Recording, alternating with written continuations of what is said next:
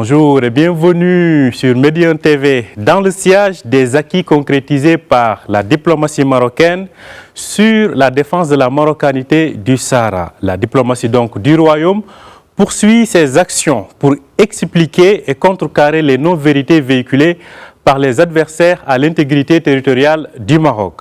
À ce titre, Youssef Amrani, qui est l'ambassadeur du Royaume en Afrique du Sud, vient de publier une publication pour expliquer, éclairer les positions légitimes qui sont celles du Maroc. Il est notre invité ce matin et il est en direct avec nous depuis Pretoria, la capitale de l'Afrique du Sud. Bonjour Youssef Amrani.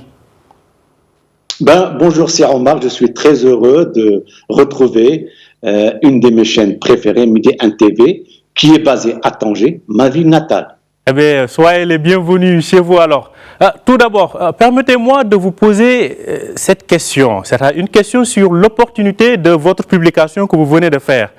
Vous êtes ambassadeur du Maroc en Afrique du Sud depuis près d'1 an et demi. On se pose alors naturellement la question de savoir est-ce qu'il y a un lien de cause à effet direct entre votre mission en tant qu'ambassadeur de Sa Majesté à Pretoria et la démarche que vous portez à travers cette initiative? Oui, c'est fondamental.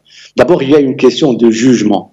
Il était pour moi essentiel de faire comprendre que la question du Sahara marocain n'est pas, ou du moins n'est plus une question de décolonisation depuis 1975. Depuis la libération du territoire par le Maroc à la faveur des accords de Madrid, le dossier du Sahara est aujourd'hui exclusivement géré par les Nations Unies. Et donc, c'est un dossier de l'intégrité territoriale du Maroc.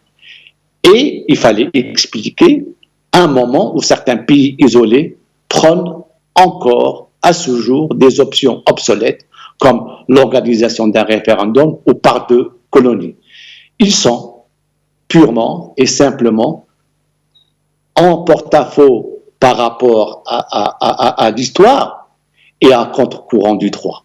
Donc il était important pour moi d'expliquer, de clarifier que les Nations Unies ont enterré l'option référendaire depuis 2 décennies et ne font aucune référence à une quelconque occupation et soutiennent, bien entendu, pleinement le plan d'autonomie qu'ils considèrent comme prééminent qui a été présenté par le Maroc en 2007. Peut-être vous me direz quelle est la logique de ceux qui pointent du doigt le Maroc. Eh bien, je vous répondrai qu'ils n'ont pas de logique, mais juste un agenda politicien qui ne trompe personne. Donc, le fait est qu'aujourd'hui, ce genre de discours trouve de moins en moins de résonance auprès d'une communauté internationale qui n'est pas dupe sur les véritables questionnements qui doivent être posés aujourd'hui. Et tu me permettras, Omar, pour répondre enfin à ta première question, pour te dire qu'aujourd'hui, nous avons une inquiétude. La situation humanitaire à Tindouf, par exemple, préoccupe et constitue une source première d'inquiétude pour la communauté internationale. Des camps militarisés sont détenus par la force, des jeunes, des femmes sont instrumentalisés, séquestrés et réduits au silence déjà pendant plus de 40 ans. Et en tout cas, comme l'a expliqué dernièrement notre ambassadeur à Genève, cette situation qui perdure ne peut pas continuer par la volonté du pays hôte de la faire perdurer. L'Algérie, malheureusement, je terminerai ma question par là, se refuse le droit de la cohérence et la responsabilité comme démarche, alors que des appels. Et chez vous, à midi 1, j'ai vu la semaine dernière un reportage, vous avez parlé des différents appels du HCR, du Conseil de sécurité de l'Union européenne, et j'en oublie encore. Je m'excuse d'avoir été assez long pour répondre à cette question, mais ces précisions s'imposaient. Je pense que c'est une très belle entrée en matière. Vous parlez d'une démarche pédagogique. Tout au long de votre publication d'une 40aine de pages, vous répondez d'ailleurs à 9 questions récurrentes pour comprendre et cerner le différent régional donc, du Sahara marocain. Quelles sont aujourd'hui, d'après vous, les principaux ombrages qui fausseraient les grilles de lecture et les compréhensions diplomatiques aux yeux des Sud-Africains? Eh bien, les deux questions sont liées. Évidemment, et là, je dois vous le dire, je ne dissocie pas ma mission en tant qu'ambassadeur de Sa-Majesté à Pretoria. Les messages que je porte à travers cette publication sont forts. Il y a toujours des liens de cause à effet. Rien n'est le fruit du hasard en politique étrangère. D'ailleurs, cette publication a été initialement rédigée en anglais pour un lectorat anglo-saxon et plus particulièrement sud-africain. C'est un secret pour personne et je vous le dis, dans cette région australe de notre continent, il y a encore une minorité des pays et d'acteurs qui s'isolent de la cohérence et s'obstinent dans une forme d'aveuglement.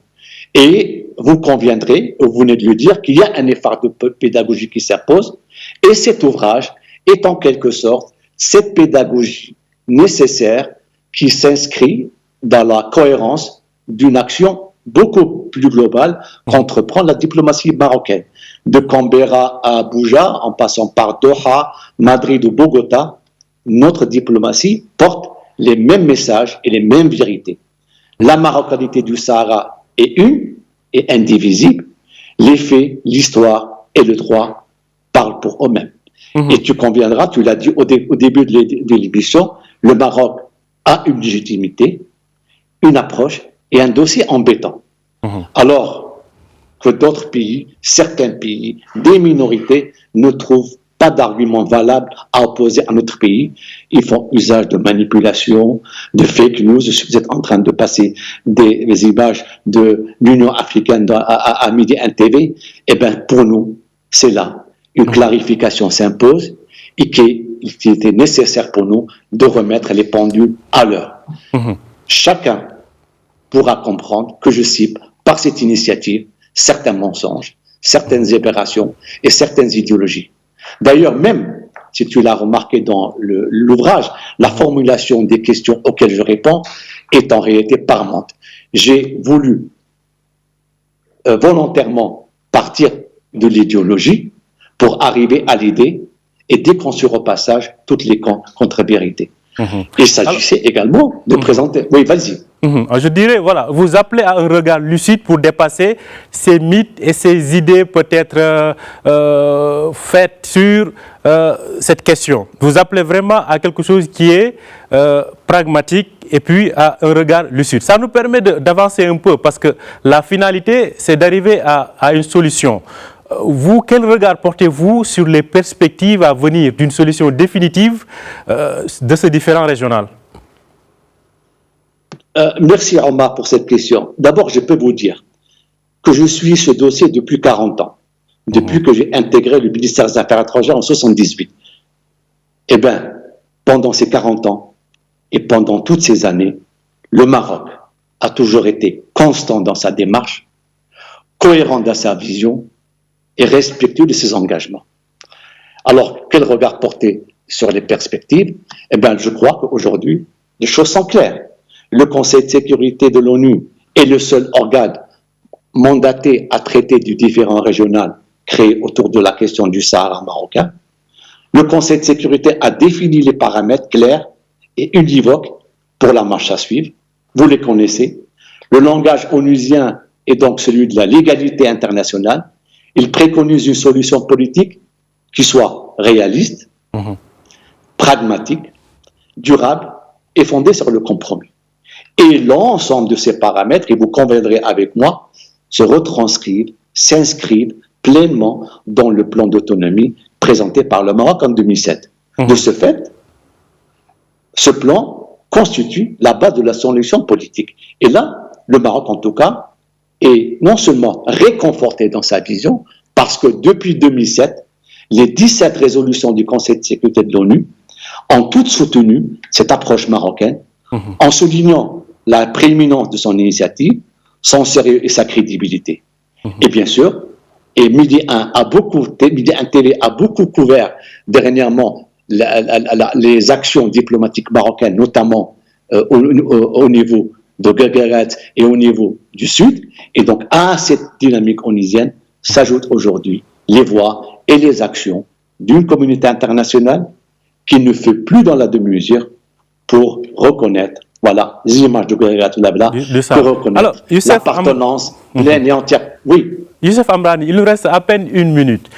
On a vu les succès diplomatiques du Maroc durant ces dernières années sur le continent. Si vous aviez à résumer en une phrase ces succès diplomatiques, que diriez-vous? Assez rapidement. Parce que d'abord, le projet africain a toujours été porté, chéri et honoré au plus haut niveau par Sa Majesté Mohamed VI. Avant, par Mohamed V, Hassan II et Sa Majesté Hassan II. Aujourd'hui, cette année, nous célébrons le 60e anniversaire de la conférence de Casablanca. Je pourrais dire en 2 mots que le Maroc n'économise aucun effort pour faire avancer une synergie africaine qui pousse inlassablement vers le progrès, la sécurité et le développement. Et Sa Majesté, le roi Mohamed VI, est porteur d'un destin africain ambitieux. Et à l'heure où la pandémie pose un défi historique à l'Afrique, Sa Majesté a tracé le cap par des principes et des valeurs. Et dans ce monde où tout le monde est inquiet du lendemain, je pense que l'Afrique, et je suis dans une émission qui est adressée à l'Afrique, que l'Afrique peut et doit sortir de l'innocence et forger son propre destin avec lucidité et détermination. En tout cas, tout ce que je peux vous dire, que le Maroc est déterminé, engagé à la faveur de cette lucidité dans ses démarches. Et bien sûr, vous l'avez très bien dit, que notre diplomatie aujourd'hui enregistre, grâce à ces fondamentaux, grâce à cette vision, des succès, non seulement dans la préservation de la consolidation de l'intégrité territoriale du Maroc, mais également pour construire avec nos partenaires, frères et sœurs africains, un avenir de paix et de prospérité partagée. Merci beaucoup, le message est passé. Youssef Amrani, je rappelle que vous êtes l'ambassadeur du Maroc en Afrique du Sud. Vous étiez en direct avec nous depuis Pretoria ce matin. Merci d'avoir été avec nous et merci d'avoir accepté notre invitation. C'est moi qui vous remercie.